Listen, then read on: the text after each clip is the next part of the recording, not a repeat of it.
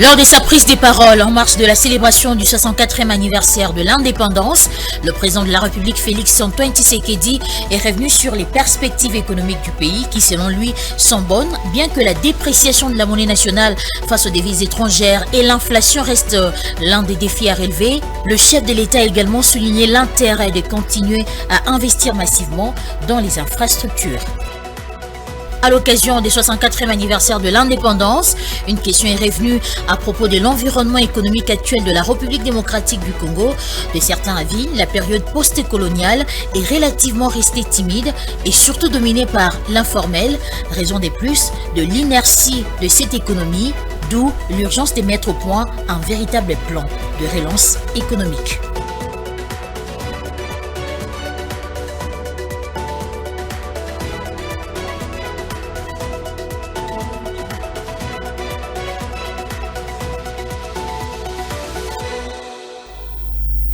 Bienvenue à tous dans cette édition du journal ayant pris parole en marge de la célébration du 64e anniversaire de l'indépendance. Le président Félix Tshisekedi est largement revenu sur les perspectives économiques de la RDC qui sont bonnes, bien que la dépréciation de la monnaie nationale face aux devises étrangères et l'inflation restent l'un des défis à relever. Et il a principalement souligné l'intérêt de continuer à investir massivement dans les infrastructures et de poursuivre les réformes économiques déjà entamées, notamment sur les contrôles des finances publiques. On l'écoute dans cet extrait choisi par Tony Antoine Bendila et Claude Kungu.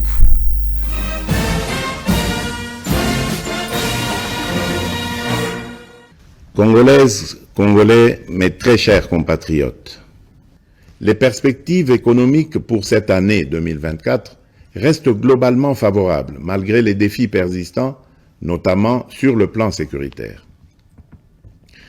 La croissance attendue à fin décembre 2024 devrait être supérieure à la moyenne de l'Afrique subsaharienne projetée à 3,8%. Certes, l'inflation et la dépréciation du franc congolais face aux devises étrangères pèsent sur les prix intérieurs.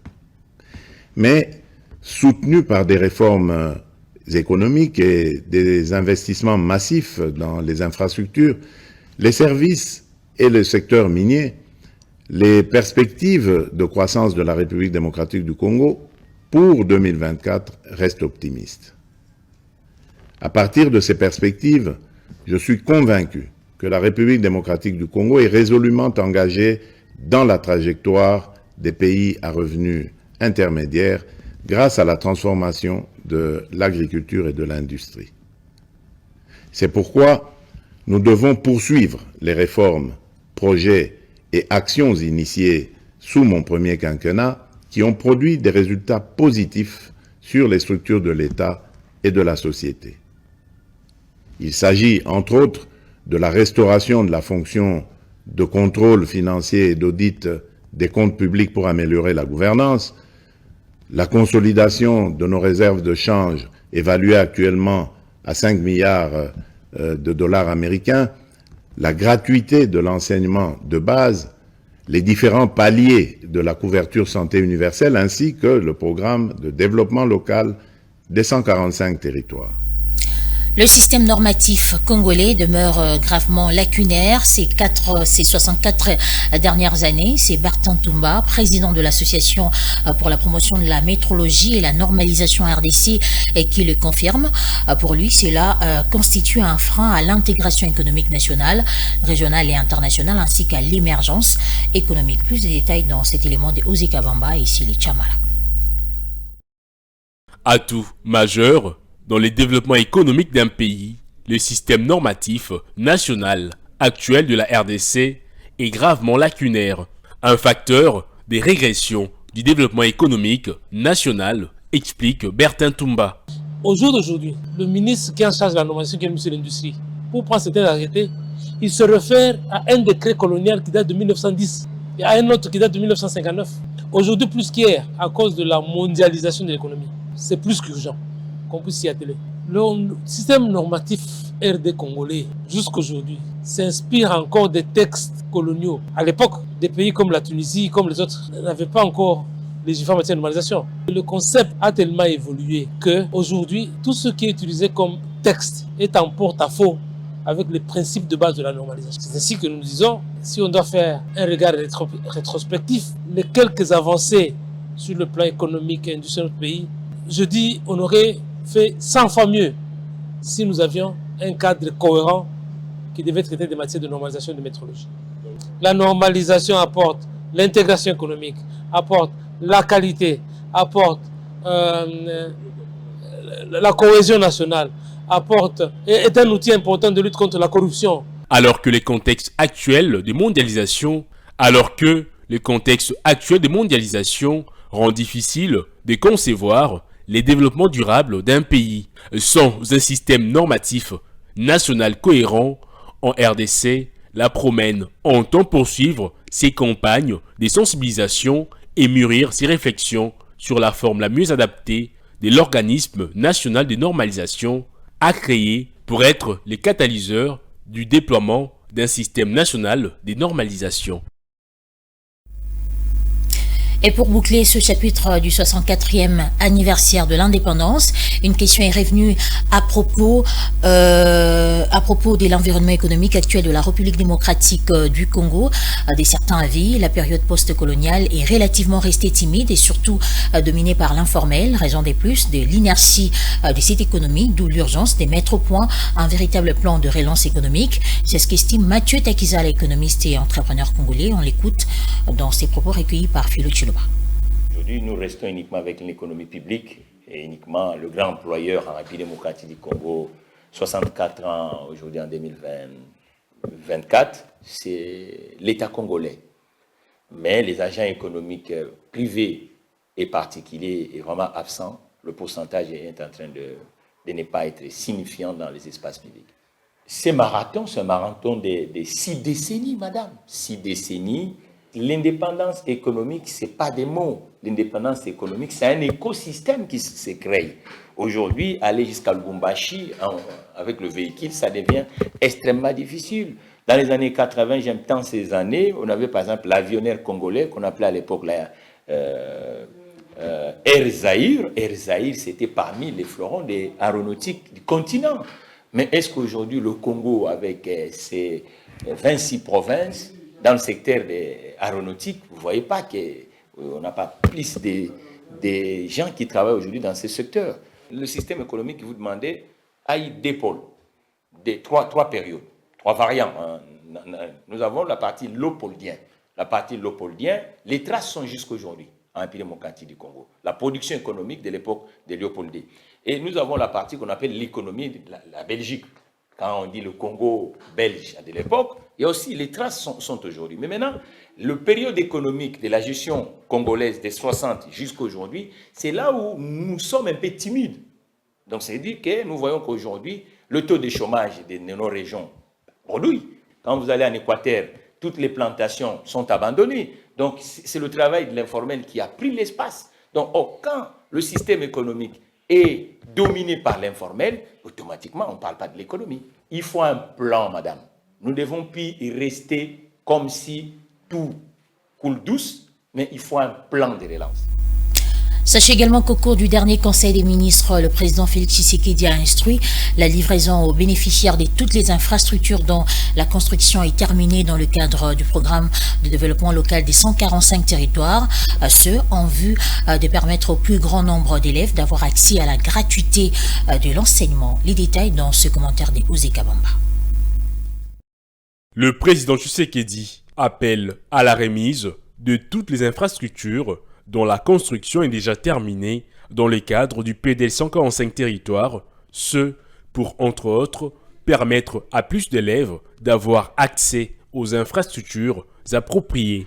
Il a en outre invité les parties prenantes à consolider les dialogues et à poursuivre les efforts en vue de pérenniser la gratuité de l'enseignement. En ce qui concerne l'enseignement primaire, il a insisté pour que les efforts consentis pour la gratuité se poursuivent afin d'améliorer la qualité et la gouvernance des établissements scolaires, en plus de l'accessibilité accrue d'élèves générés par ces programmes. À cet effet, a-t-il instruit toutes les infrastructures dont la construction est terminée dans le cadre du PDL 145 territoires et autres doivent être livrées aux bénéficiaires sur toute l'étendue de la République. S'agissant du système LMD instauré au sein de l'enseignement supérieur et universitaire, le chef de l'État a également appelé à une évaluation à mi-parcours. Au sujet de la formation professionnelle, le président de la République a martelé qu'elle requiert la mise en œuvre de stratégies appropriées pour produire la main-d'œuvre utile aux entrepreneurs et donner plus d'emplois aux Congolais. Pour ce qui est de l'enseignement supérieur et universitaire, il a encouragé l'évaluation à mi-parcours du système LM2 qui est appliqué dans notre système académique. Par ailleurs, le gouvernement a été chargé de fournir des efforts pour la modernisation des infrastructures scolaires, académiques et des formations professionnelles afin de doter les établissements de cadres des qualités qui permettront d'investir efficacement dans les ressources humaines congolaises.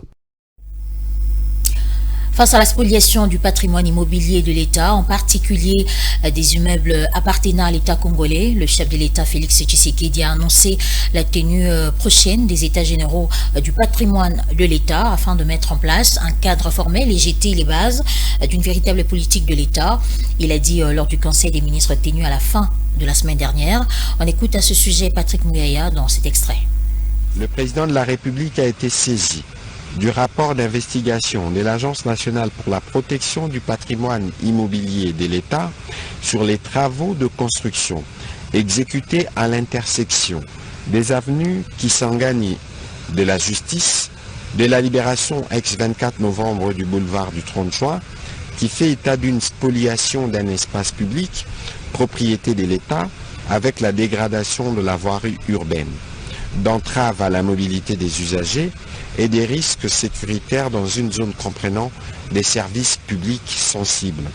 Face à cette situation, les services techniques du ministère de l'Urbanisme et Habitat, après concertation avec le ministère des Infrastructures Travaux Publics et l'ANPPIE, ont pris une décision de suspension de ces travaux en vue d'une solution durable et pour lutter efficacement contre les velléités des spoliations répétitives des immeubles de l'État.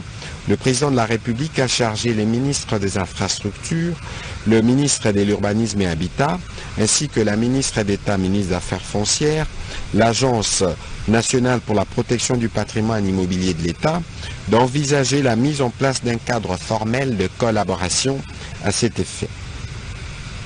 Par ailleurs, le président de la République a saisi cette occasion pour annoncer la tenue prochaine sous son patronage des États généraux du patrimoine immobilier de l'État, tels que repris dans le programme d'action du gouvernement.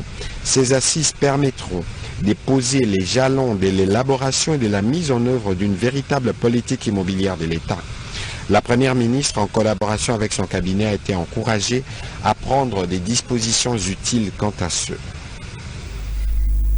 Dans le but d'éveiller à l'effectivité de la paie des agents et fonctionnaires de l'État, au plus tard le 28e jour de chaque mois, une ronde a été effectuée en fin de semaine dernière par le président intérimaire du comité des suivis de la paie, Yannick Issassi. Les constats sur les terrains relèvent que ce processus de paiement va bon train, raison de plus pour les bénéficiaires d'encourager les mesures prises. Images et commentaires. Cette ronde d'inspection a ciblé principalement les banques de la capitale qui étaient chargées d'assurer la mise en œuvre de l'effectivité de la paye des agents et fonctionnaires de l'État avant le 28e jour de chaque mois. À la tête de cette délégation, ayant effectué cette tournée, le président intérimaire du comité des suivis de la paye, Yannick Issassi. Visite effectuée, ces derniers s'est satisfait du déroulement du processus de paye. On avait tenu une réunion d'évaluation de l'évolution de la paye de fonctionnaires. Donc on a fait le tour avec l'équipe qui m'entoure ici. On est satisfait de tout ce que nous avons vu et on ne va pas croiser le bras, donc on va continuer à faire le suivi au jour le jour pour être sûr que tout ce que les banques ont promis, c'est-à-dire clôturer la paye d'ici ce vendredi, soit effectivement tenu. Même impression manifestée par les agents et fonctionnaires de l'État venus nombreux pour récupérer leur salaire. On nous accueille bien, sauf qu'ils tiennent en tout cas, ils tiennent à l'ordre. C'est comme ça que vous avez vu, ils font entrer tour à tour. Hein. Ouais. Cette fois-ci, nous venons de recevoir le salaire le 25. Généralement, nous tendions vers le 30, le 45e jour. C'est comme ça que les fonctionnaires disent. Le salaire à 2 fois, bon, ces derniers temps, ces 3 derniers mois, donc ça venait peut-être tantôt le 8, tantôt le 6. Mais cette fois-ci, vraiment, ça nous a étonnés. On a vu qu'il y a une amélioration. Nous l'avons reçu avant. Pour rappel, cette mesure de payer les agents et fonctionnaires de l'État avant le 28e jour de chaque mois avait été annoncée dernièrement lors d'une réunion réunissant différentes parties prenantes, entre autres les responsables de principales banques, du budget et de la fonction publique. Ainsi, l'objectif de cette nouvelle stratégie d'affectation des ressources est de permettre aux ménages de consolider leur pouvoir d'achat. Dans un autre chapitre, 15 675,1 milliards de francs congolais, soit un montant équivalent à 5,5 milliards de dollars américains, représentent les recettes publiques mobilisées au 21 juin 2024. C'est ce que renseigne le tableau hebdomadaire des suivis de la situation financière de l'État, produit par la Banque centrale du Congo. Reportage.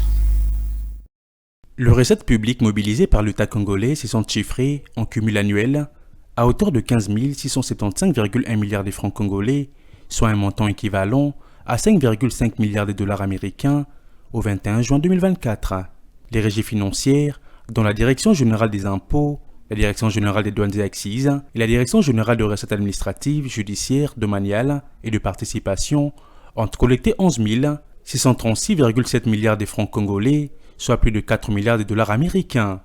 Selon les données de la Banque centrale du Congo, au cours de la même période, les dépenses du gouvernement congolais se sont chiffrées à hauteur de 13 717,6 milliards de francs congolais, soit 4,8 milliards de dollars américains. Il se dégage au cours de la période sous analyse un solde excédentaire de l'ordre de 700 millions de dollars américains entre les recettes mobilisées et les dépenses effectuées. Les recettes fiscales, tirées des impôts directs et indirects, ont atteint 650,1 milliards de francs congolais, alors que celles provenant des douanes et accises se sont chiffrées à 346,7 milliards de francs congolais. Quant aux recettes administratives, domaniales et judiciaires, elles se sont établies à 294,6 milliards de francs congolais. S'agissant des dépenses publiques, les décaissements effectués ont été de 1915,3 milliards de francs congolais, constitués essentiellement des dépenses courantes. Ces derniers ont principalement concerné les salaires des agents et fonctionnaires de l'État, ainsi que le frais de fonctionnement des institutions et ministères pour le montant respectif des 828,3 milliards de francs congolais et les 605,1 milliards de francs congolais. Pour le mois de juin courant, les plans de trésorerie prévisionnels renseignent un niveau de recettes publiques de 1496,3 milliards de francs congolais et celui des dépenses publiques de 1965,6 milliards de francs congolais.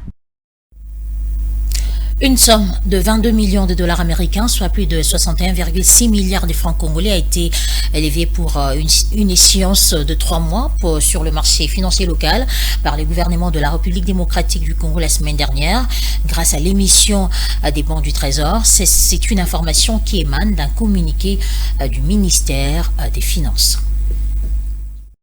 C'est un communiqué du ministère des Finances qui rapporte cette information. Une somme de 22 millions de dollars américains, soit plus de 61,6 milliards de francs congolais, a été levée par une échéance de 3 mois sur le marché financier local par le gouvernement de la République démocratique du Congo grâce à l'émission des bons du Trésor. Et cette mobilisation du gouvernement à travers le ministère des Finances, grâce à l'émission des bons du Trésor sur le marché financier local, est évaluée à 61,6 milliards de francs congolais au taux de change de 2800 francs congolais le dollar américain. Dans cette opération financière d'une maturité de 3 mois, au total 4 soumissionnaires ont été servis et seront remboursés au plus tard le 24 septembre 2024 avec un taux de couverture du montant mis en adjudication de 151,13%. À savoir, un bon du Trésor est un titre d'emprunt émis par l'État et remboursable à l'échéance. En RDC, c'est le gouvernement qui émet les titres d'emprunt par le canal du Trésor public. Quand un opérateur économique ou un particulier achète un bon du Trésor, il prête de l'argent à l'État et devient en quelque sorte son créancier. Garanti à 100% par le gouvernement qui l'émet, les bons du Trésor est l'un des placements le plus sûrs sur le marché monétaire. Le service national a lancé en fin de semaine dernière la récolte de maïs pour la saison 2023-2024 au centre pilote Laurent Désiré Kabila de Kanyama-Kasese dans la province du Haut-Lomami, avec des prévisions de production d'au moins 16 000 tonnes de maïs pour cette saison.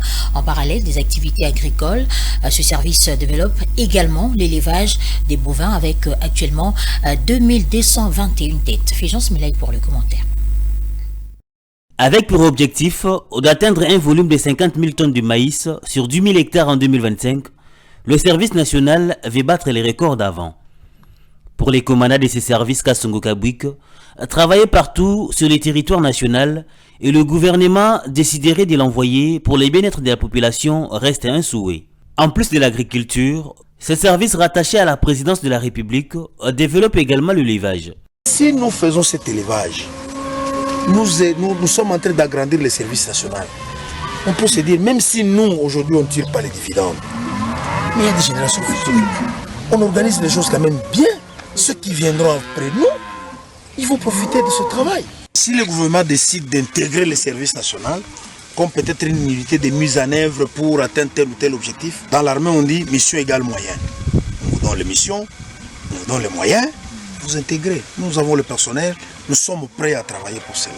Si le gouvernement décide et planifie cela, nous donne cette mission, nous donne le moyen, nous allons le faire. Qu'est-ce qui est impossible? Rien du tout. Pour faciliter les transports des intrants et des marchandises entre les centres de production et les centres de distribution, le service national a acquis il y a quelques jours 2 locomotives et plusieurs wagons en partenariat avec la Société nationale de chemin de fer.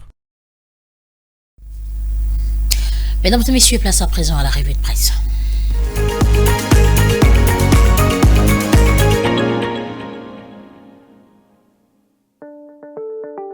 Bienvenue mesdames et messieurs dans cette revue de presse sur Ecofin Télévision. Débutons avec Forum des As qui titre sa 8e page. Administration publique, le basculement vers la semaine anglaise renvoyé au 1er août. Le journal écrit le basculement de la semaine française vers la semaine anglaise. Dans l'administration publique, il n'interviendra plus le 1er juillet 2024.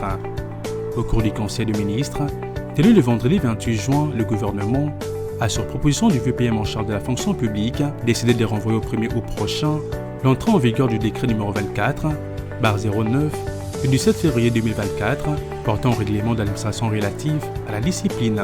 L'objectif, selon le ministre de la Communication immédiat porte-parole du gouvernement, qui a fait le compte rendu de cette réunion, est de permettre que les dispositions adéquates soient prises pour faciliter une meilleure circulation de l'information auprès de tous les cadres et agents de l'administration publique en activité sur l'ensemble du territoire national, ainsi qu'aux usagers de services publics.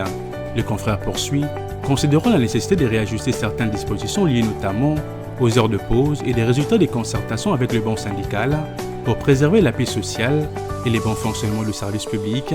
Jean-Pierre Liaou a sollicité l'autorisation du Conseil afin de permettre à la Première ministre de modifier le décret précité, a rapporté Patrick Mouyaya, soulignant qu'en attendant les anciens horaires devront être de stricte application.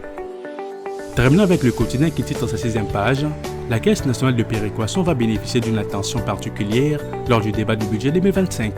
Le journal souligne le débat soulevé en plénière par les députés nationaux Ngoï Kasonji et Paul Chilombo sur les difficultés de fonctionnement que connaît la Caisse nationale des péréquations n'a pas laissé les bureaux de l'Assemblée nationale indifférents. Le vendredi 28 juin 2024, le président de l'Assemblée nationale, le professeur Vitel Kamerhe, a convié à son cabinet de travail une délégation de cette structure de l'État, conduite par le président du conseil d'administration, Isato Zengue, et le directeur général, Koko Jacques Moulongo. Il était question d'aller au-delà des motions des honorables Chilombo et Kasonji pour écouter en détail, de la bouche de ses dirigeants, le réel problème que connaît la CNP. Le tableau poursuit. Il est à noter que la Caisse nationale des péréquations n'a bénéficié d'aucun financement du gouvernement, contrairement à ce qu'il recommande l'article 181 de la Constitution qui stipule la Caisse nationale de péréquation a pour mission de financer des projets et programmes d'investissement public en vue d'assurer la solidarité nationale et corriger les déséquilibres de développement entre les provinces et entre les autres entités territoriales décentralisées. Elle dispose d'un budget alimenté par les trésors publics à concurrence de 10% de la totalité des recettes à caractère national revenant à l'État chaque année. Fin de cette revue de presse, mesdames et messieurs, merci de l'avoir suivi.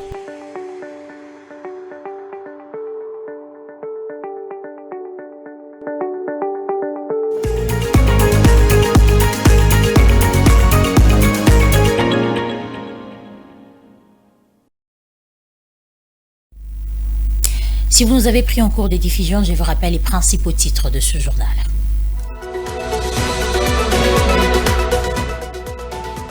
Lors de sa prise de parole en marge de la célébration du 64e anniversaire de l'indépendance, le président de la République Félix-Antoine Tshisekedi est revenu sur les perspectives économiques du pays qui, selon lui, sont bonnes, bien que la dépréciation de la monnaie nationale face aux devises étrangères et l'inflation restent l'un des défis à relever. Le chef de l'État a également souligné l'intérêt de continuer à investir massivement dans les infrastructures. À l'occasion du 64e anniversaire de l'indépendance, une question est revenue à propos de l'environnement économique actuel de la République démocratique du Congo. De certains avis, la période post-coloniale est relativement restée timide et surtout dominée par l'informel, raison des plus de l'inertie de cette économie, d'où l'urgence de mettre au point un véritable plan de relance économique.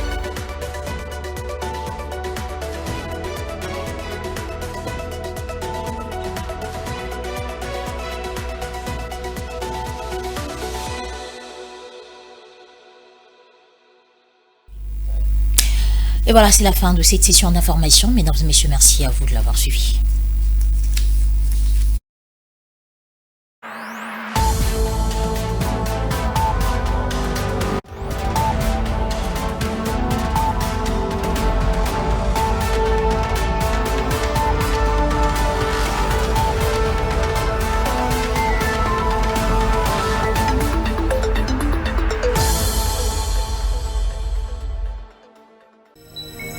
Ce journal vous a été offert par DACO SARL, société d'expertise comptable et de fiscalité.